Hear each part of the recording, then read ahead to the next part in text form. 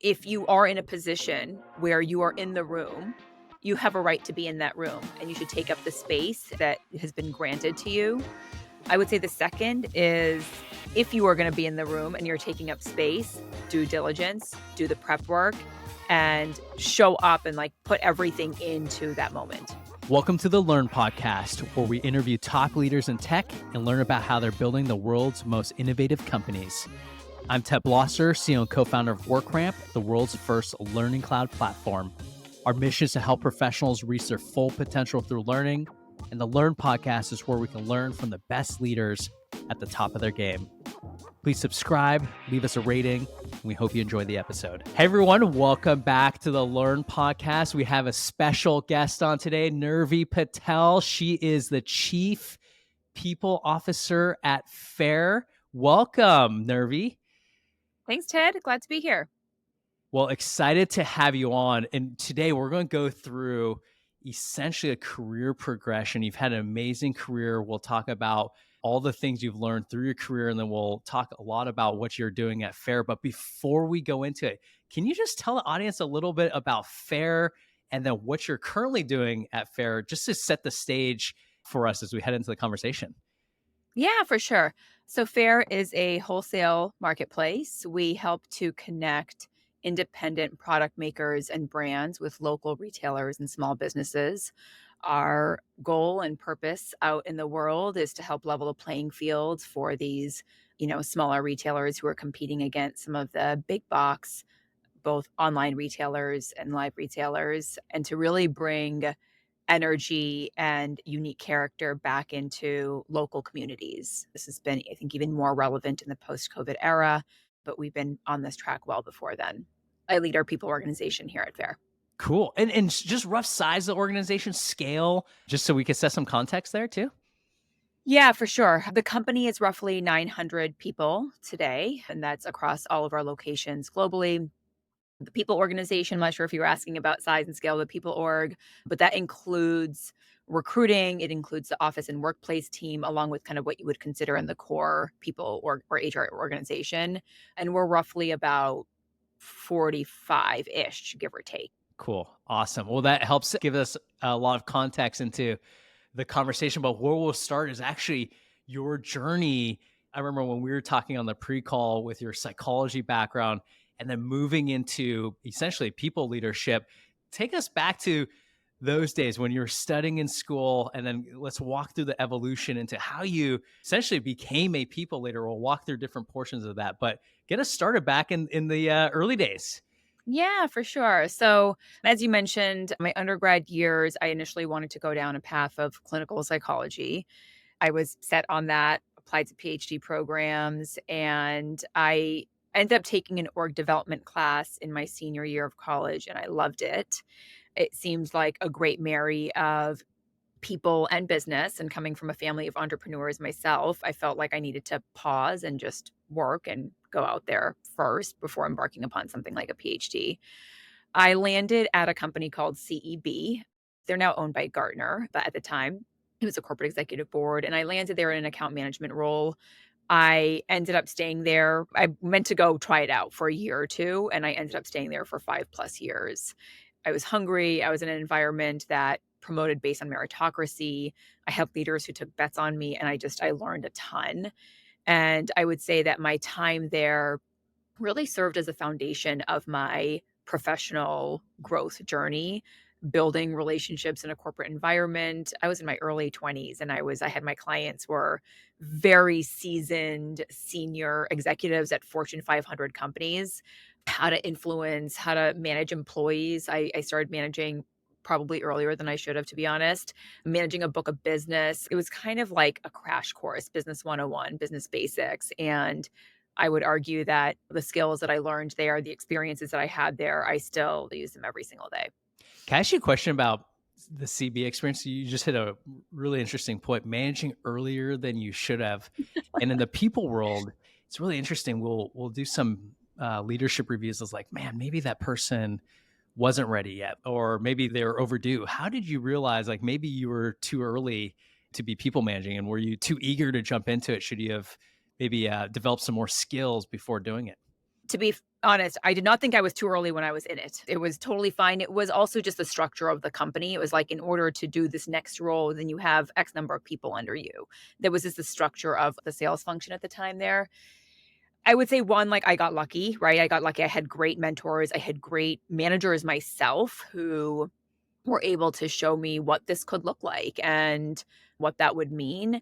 I say, in retrospect, did I know what I was doing? I'm not sure. I'm not sure if I remember that far back, but my background in psychology probably helped here, because I was trying to first and foremost provide a safe space for my team. We all had the same goal in mind. In retrospect, again, I'm like, I probably had no business doing it.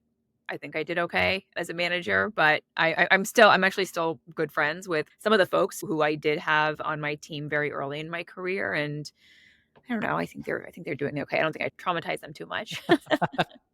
Okay, cool, cool. And any big thing, if you had to reflect back on the CB time, and then we'll jump ahead here in a second. Any big thing that you, or what was the biggest thing you took away from that CB time that you say you even use to this day from your CB tenure? Yeah, I mean, I think probably a couple things jump out. One is, if you are in a position where you are in the room, you have a right to be in that room, and you should take up the space and take up the space that has been granted to you. I would say the second is, if you are going to be in the room and you're taking up space, due diligence, do the prep work, and show up and like put everything into that moment. So you finish up this tenure at CB. What happens next? Where were you at in your career at that point? Yeah. So I went through, like I said, 5+ years there. I also knew it wasn't what I wanted to do long term. And I ended up going back to grad school in a more niche master's program in organizational psychology. So I took that one class. It stuck with me. And I would say, because of my experience at CEB, I assumed that I would just go into consulting coming out of that grad school program, and I was shocked during my first year in my master's that a bunch of my peers were actually considering roles in HR. I had really little exposure to the HR space besides simply being an employee and being a manager, and I was in New York at the time, and so I thought, "You know what? I'm doing grad school. Let me give it a shot." I wanted to focus on companies that I thought did HR really well, because I think HR can get a bad rep sometimes. If I was gonna test it out, I would learn from the best. I did a couple internship. One was at GE, and GE, much larger company, strong reputation for people practices, really because of the groundwork that Jack Welch laid out when he first did all the stuff that he did there. And then I did a second internship at Disney ABC, and both the experiences were fantastic. They were great. At the time, they still taught me that I definitely did not want to go into HR. And I liked the client services side of the business, and I wanted exposure to just a broader set of organizations. And so I decided not to do the HR thing at the time and went down a consulting path instead. It's almost like I don't know if the right word is allergic, but it's just like it wasn't an interest, and it's so interesting to see now you obviously live and breathe people. Walk us through this transition, like when you moved into consulting, how you actually came back into thinking about HR, and then we'll jump into the actual foray into the people world. But yeah, walk us through that kind of last step where, like, what was the aha moment where, like, actually, you know what, I do think I can do well at this and like it. I decided I did not want to go into HR. I ended up going into consulting. I was talking to both big companies, small companies. My now husband and I mentioned we were in New York. We wanted to move to the West Coast. Deloitte let us move to the West Coast, move to San Francisco. I appreciated where Deloitte fell in the spectrum of consulting companies. They weren't just execution, they also weren't just strategy. They kind of fall in between. And I thought it was a really good marry of being able to do the strategic work, but then also being able to help companies execute the work, and it not feeling like we're handing you a strategy and then moving on with our life. And so I would say, I joined Deloitte, and similar to my experience at CEB, I learned a ton. And I would say some of the foundational skill that I learned when I was at Deloitte was really around strategic thinking, the ability to draw insights from a set of information or data. I know this may not be true for many folks who have had consulting experiences. I had a great run there. Again, I think I was lucky. I had the fortunate opportunity to just work with fantastic partners to learn from. I was very embedded with my clients, some of which who I did stints with, went back again. I had a couple clients that I did that with. And what type of work was it at Deloitte in terms of the projects? Of the Like, if project, that yeah, so you I know you can never disclose names, but, yeah. were they HR transformational projects? Yeah, yeah, so I was in the human capital practice at Deloitte. That's what they called it at the time anyways, I'm not sure what they call it today. The core of the work that I was doing was around culture work, there was org design work, some change management. Almost everything that we did kind of had a big change management component. And I would say one of the things that I thought about over and over again over the course of my career is this notion of just being able to take the most of what you can get in any given experience. And so for me, I was in there for every project that I had, every client that I had. I was focused on the tech industry. And consulting is one of those places when you're in it, you kind of think that you know everything. And sometimes very rarely actually were my clients' HR teams. They were usually different business teams, and we were kind of working directly with the business teams. But at some point, I realized that I did not wanna be a partner at Deloitte. I loved the company. I loved what I was doing. I loved the people I was doing it with. But the end of the day, I felt like I didn't have enough role models at the company itself whose life I wanted to emulate. I had my first child, I have 2 kids, and I had my son when I was there. That's when I started to explore internal roles in HR, and it was a big shift. It was a big, like, internal shift to say, I thought I was gonna be bored, I thought it wasn't gonna be interesting, and I thought it wasn't gonna be strategic. When we talk about this transformation, it clicked. I might be putting words in your mouth, but kind of clicked as you were consulting in the HCM practice for Deloitte and you're starting to get interested in it. Then you move to Dropbox, one of the hottest companies at the time. People forget sometimes how hot Dropbox was. And I worked at Box personally, but the 2010, 2012 period, it was like one of the hottest companies in tech. So you move into Dropbox in this in-house role. Yeah. What was that evolution like for you too? And then we'll come into everything you've taken into Faire as well. My learning journey began again. I realized very quickly that though as a consultant, you think you know everything, coming in as an internal operator, I realized I knew nothing. And I stepped into kind of like a chief of staff role to the head of HR, Arden Hoffman at the time. And it allowed me to use my narrow skill set that I had developed over the course of my career and apply it across the people space. And I would say, I think it was a really transformational role in that I hadn't served an internal organization. And in a chief of staff role, you're serving not only the employees of Dropbox, I was serving the people team. My own peers were my key stakeholders, along with some of our business leaders. And so in addition to my manager who led the whole function, I learned a ton from my peers. They were all owners and drivers of different kind of HR sub teams, and they had been doing it for their entire career. And I would say over the course of my time there, my scope ended up expanding, but it was because of that visibility and insight that I had into here's how we run comp, here's how we run talent development, here's how the things that I could offer were more about how could we get to a decision? How could we think about the strategic elements of why we were making a decision, things of that nature. But I went from that individual kind of chief of staff role. By the time I left, I had multiple kind of HR sub teams that were reporting into me, a function of different people leaving, org shifts, changes, things of that nature. What was the most unique about Dropbox's people function, whether it's something you built or the aura that your team gave off to? Because it is, I would say now it's one of the leaders of the remote work push. And I know that there's a little bit before COVID Yeah. and before your time when they start to push that. But like, what was special about the culture you built there? I got lucky in going to Dropbox.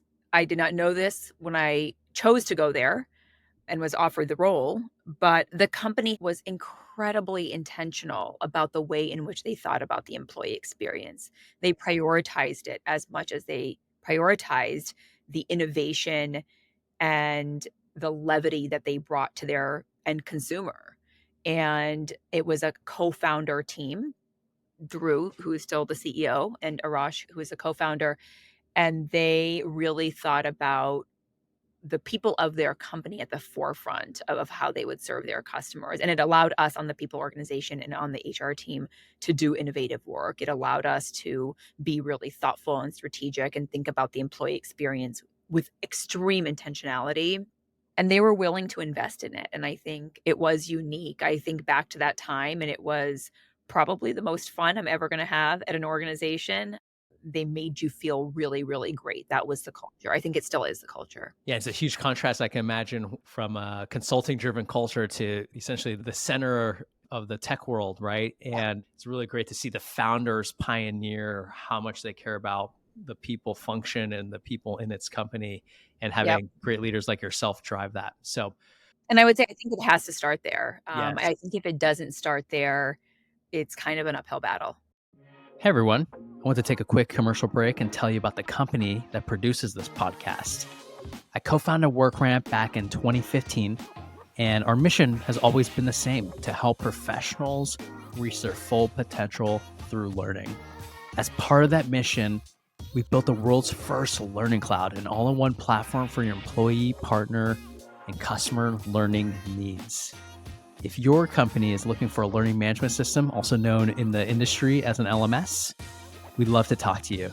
You can reach us at our website, workramp.com, or you can even email me directly at ted@workramp.com, and I'll get you in touch with our team. Hope you're enjoying the episode, and back to the show. So we're at the point in your journey. So you've had this amazing career where you've fallen in love with essentially the people function.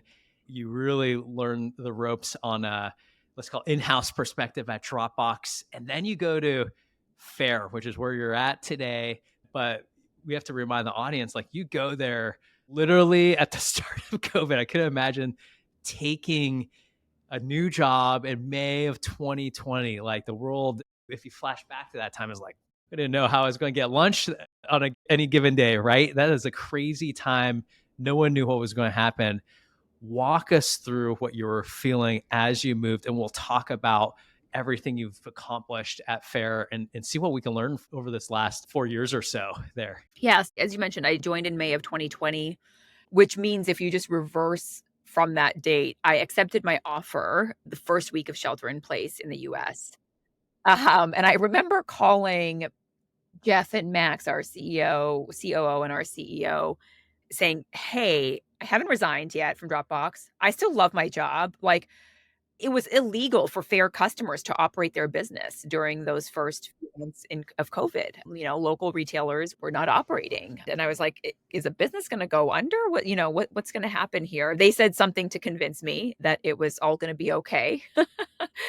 This was probably also during the time when we thought in 2 weeks we were all going to go back to work. We thought the whole pandemic was going to blow over really quickly. All good, all good. It was a bizarre time to join an organization. I would say in any role, in particular in this role. I onboarded 100% remotely.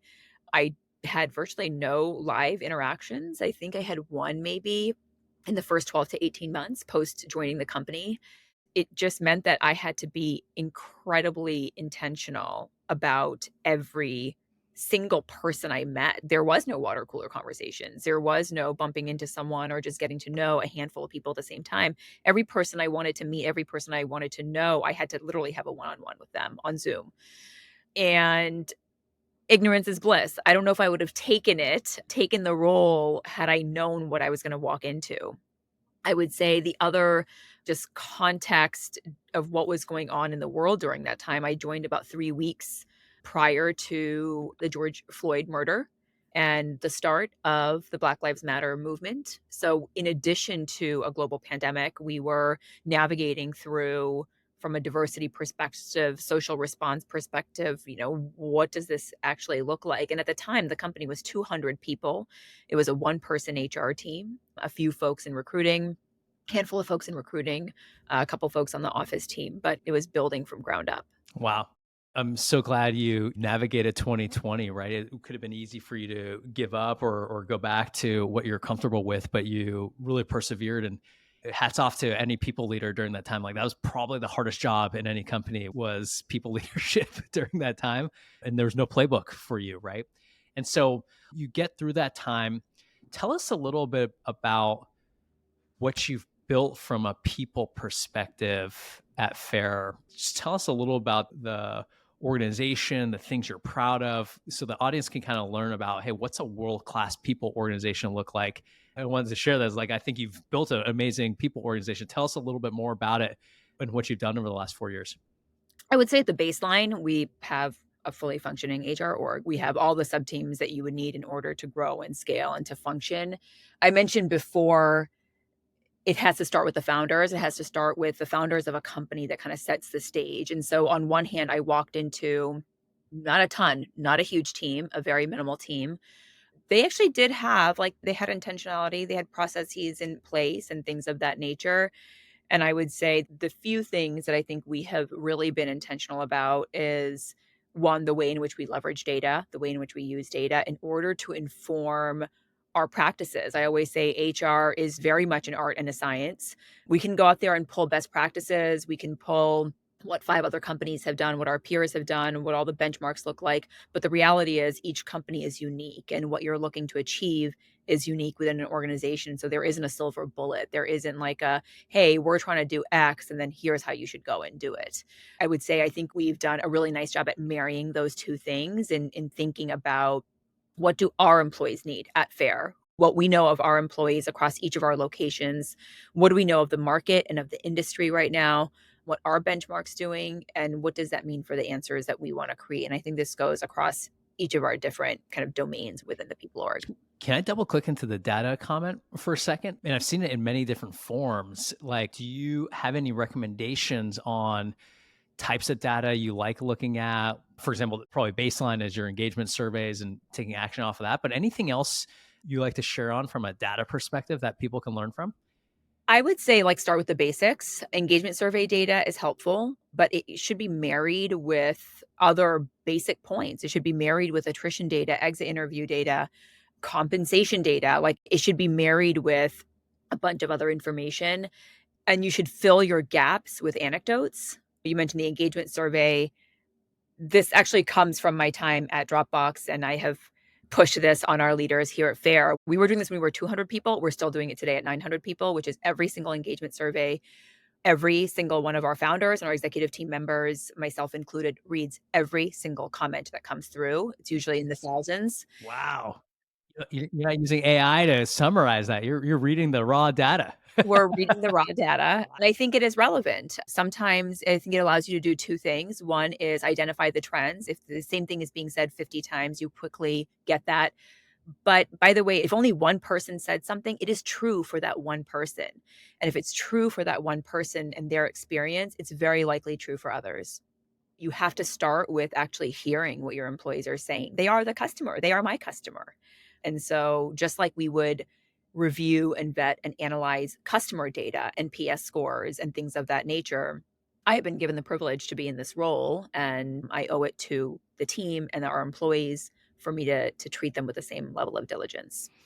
Yeah, it's a great call. I know our team, maybe we should do what you're doing. We're a little over 100 people, so but we're in the thousands of comments, and it was almost too overwhelming. So I had the team bucket it into different themes. But even that, they would probably remove some items with just subjectivity or grouping things together. But that's a great best practice is give the raw data to your exec team to actually read through because you're right, every single comment could really change the trajectory of the decisions you're making too. That's a great best practice as well too. Anything else too? So we clicked into the data. Anything else that you would say kind of stands out as unique in terms of the programs you built or that you're proud of at Faire? And then we'll conclude this portion with just kind of talking about overall lessons learned too over the last decade or two here. A couple things that I will point to. One is just around hybrid. We are a hybrid organization. We have offices. I'm in one of our offices today in San Francisco, but we do have a number of remote employees. And again, it kind of goes back to this piece around intentionality. We have not said that we would be remote first because if we said that, it would mean like someone like me shouldn't come to the office because I'd be giving an unfair advantage to those who are coming into the office. And so I think we've leaned into this quite well, which is we are every exec team member. We think about how we're in other offices. We think about how we're setting up hubs, i.e., locations where we have a concentration of employees, but maybe not a physical office space, and just investing in and leaning into, again, we're hearing from our employees what they're looking for, and we're marrying that with kind of what we want to set with the company. And again, I think we've done a pretty good job at kind of bridging the gap there. And we've taken a build it and they will come flow as it relates to our offices. They're here if people want to use them. We have programming, we have activities, we have all the things that you would expect to see, but we're leaving it to our employees. It's up to them whether they want to lean in there or not. The second piece is around the way that we think about maintaining our hiring bar and our talent bar more broadly. It is something that has always been very precious to us in terms of ensuring that we're hiring folks who are really masters of their craft. And we want to be able to give them, we believe they can do their best work here. They can solve really hard, complex problems. Career growth comes in a lot of different flavors and dimensions. At its core, when I think about learnings, I don't think about a promotion or a title change. I think about when I learned the most.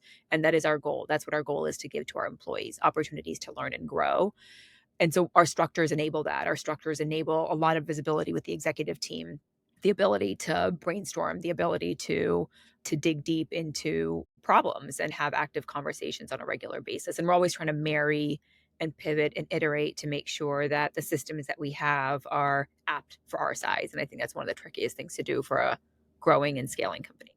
Well, that's music to my ears as a learning company that you focus so much on employee development, employee learning. And so it's a huge retention play of in attracting great talent as you continue helping them grow in their career. So, okay, last question I want to ask you, and then we'll get into the learn rapid fire round. So, you've had almost 2 decades of just amazing professional experience and really capping off this part of your career as having amazing people leadership. What would you say biggest lessons learned you can share with the audience? One or two, what would you say biggest lessons learned so far to this point in your career? I would say the first one that I would start with is employees, and I think this is more true of the more recent generations than ever, but I think it is true for, honestly, for everyone, which is employees want to feel heard and valued at a very basic human level, that they matter as individuals and that they can feel empowered to show up in the workplace exactly as who they are. And this translates to some seemingly basic, but I would say really important and effective principles of leading a people first organization, which is one, get to know your people at the individual level. It goes back to the why I ask our execs to read every single comment. It's because individuals actually took the effort to provide their feedback and their thoughts. And that actually bucks the trend right now, right? Actually, you feel like people are not treated as well in this environment. Like the power's kind of shifting back to employers, and you see, call it poor treatment of employees. I love how you're kind of pushing against the common knowledge of the moment or the hot take of the moment and doubling down on employee growth, right? So it's really great to see. Yeah, I mean, I think this whole notion of like the power play, so to say, between employer and employee, you should just always treat your employees well. Like it doesn't matter where the power is, just always treat your people well. And that builds, again, it goes back to the talent bar that we have. And if I don't treat you well because the environment is one way or another way, I mean, we know as of the last 4 years that can flip on a dime. It doesn't matter. Just do the right thing and treat your employees as humans, build those personal connection points. And that really builds the foundation for a lot more. And then I think this piece around just like valuing humanity, and this really goes back to embracing the whole human. Even pre-pandemic, the workplace had inklings of this. And again, my time at Dropbox was a important baseline for me on this front. But I would say the pandemic has made this movement happen more rapidly. We are a lot more attuned and aware of all the things that parents have to do in order to make their worlds happen. And so let's treat each other with more empathy and understanding of how someone shows up on a day-to-day basis. Love it. That's a great lesson to take away. All right, we're going to close with our learn rapid fire round. This is where I love asking people I'm interviewing just a couple quick questions, and you can give me 1 or 2 line answers. First question I ask you: what is your number one resource for learning right now? It could be podcast, book, anything you want to recommend. I'm a avid reader. I have been since I was a child, and I would say my current genre as of probably for the past couple of years has been around memoirs. I love reading about real stories of real humans who have done exceptional things. And Some of the ones that I have read more recently that have really spoken to me, My Life in Full by Indra Nooyi, who is the ex-CEO of Pepsi, Untamed by Glennon Doyle, Finding Me, which is by Viola Davis. Those are a few that come to mind, but it's learning at a much more macro, broader level. Kind of goes back to this piece of I believe I can learn from anyone and take away great insights from those types of books. Are you audio, paperback, Kindle? What's your medium of Uh, choice? yeah, I would say either paperback. I love, real books. I have a Kindle, but that now my son has taken, but, I like real books, and then I have started to do audiobooks, and actually many memoirs and biographies are actually narrated by the author themselves, which is also really fun. Great to hear their voice. And Yeah. with this hybrid work environment, you got a lot more commuting. So Yeah, get back on those exactly. audiobooks. All Yep. right. Next big one. What's your biggest prediction on the future of the HR practice? What do you think is going to change for HR/people? I don't know if this is a prediction, and it kind of speaks to a little bit of what I just said, but something that I am seeing more of is how companies are able to use deep levels of data to develop insights about their employees in a way that was just not done before. And I think this is because of the proliferation of so many new organizations that are actually serving the people org. I feel like for a long time, you had the Workdays of the world. You had these large companies that were serving a high majority or high percentile of organizations. And you have new ones popping up all over the place, whether it's a comp tool, whether it's for L&D, for performance management, for analytics. There's so many. And I would say each of those provides a level of data and insights that we would have had to do manually before. And I think you have to be able to marry at some point, Faire will be too big for our exec team to read every single engagement survey comment. I'm acutely aware of that. And we will have to rely more on the data. And so I think there is something around being able to tap into multiple dimensions of the employee experience and marrying those together, have these things talk to each other that help inform how companies develop their policies, programs, and practices. I think if there was a prediction in here, it's that we're going to have to show our math work more and being able to leverage data to help inform how you're arriving at the answer and then being able to showcase that back to employees is going to be a really important part of how employees build trust with their organizations. I love that. If I dig back in your career, I'm assuming you're marrying your Deloitte data-driven approach with actually practicing in-house and having a much better data-driven approach to people. So I was just at HR Transform, and yes, walking the halls was so fun because you could see all the new tech that all the HR practitioners were checking out. So, all right, last question. Biggest piece of career advice you would want to give?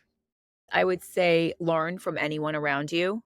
I think folks get really stuck on, I learn from my boss. I learn from people who are more senior than me, and I cannot learn from someone who is younger than me or someone who is not as experienced as me or someone on my own team. And I say this to my team frequently, which is I learn from them every single day. I mentioned when I was at Dropbox, I learned from my peers. That was my growth trajectory. And don't be foolish and give yourself the opportunity of being able to pick up those bits and pieces from everyone around you to really elevate your own trajectory. Awesome. Awesome. Well, Neervi, thanks so much. This has been an amazing conversation, hearing about your career, then what you're doing at Faire, merging data into your day to day, and can't wait to see where Faire goes, where you go as well too. And thanks so much for jumping on the podcast today. Thanks so much, Ted. It was a pleasure chatting. Love your podcast and everything that you're doing and sharing out with folks. So thank you so much for having me.